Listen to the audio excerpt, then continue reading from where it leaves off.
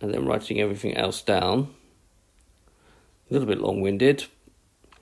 Okay, collecting up like terms, I'm going to get 16 tan x, 8 tan x plus 8 tan x, then 16 tan cubed plus 16 tan cubed plus 8 tan cubed gives me 40 tan cubed, and then 8 tan to the 5 plus 16 tan to the 5 gives me tan to the 5x. However, if you put x equal to 0 in this, of course we're going to get 0 because tan of 0 is 0, so f to the power of 4 of 0 is equal to 0, but it does now make finding the fifth derivative much easier. So writing down the fourth derivative again, this will become, the fifth derivative will become 16 sec squared x. This will become 3 times 40, which is 120 tan squared x, and the derivative of tan is sec squared x.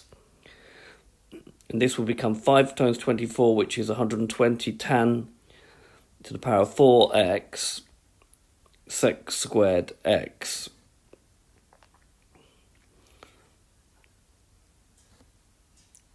Right, if I put x is 0 here and here, these two terms just disappear, and I just get, if I put 0 here, sec squared x of 0 is 1.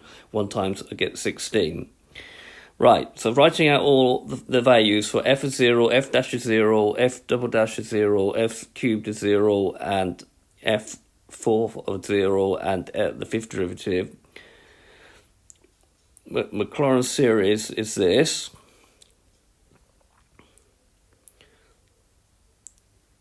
So now replacing each of these things with these, we now get that tan x is approximately equal to 0 plus x plus 0x squared divided by 2 plus 2 over 6 x cubed plus 0 over 24 x to the 4 plus 16 over 120 x to the 5.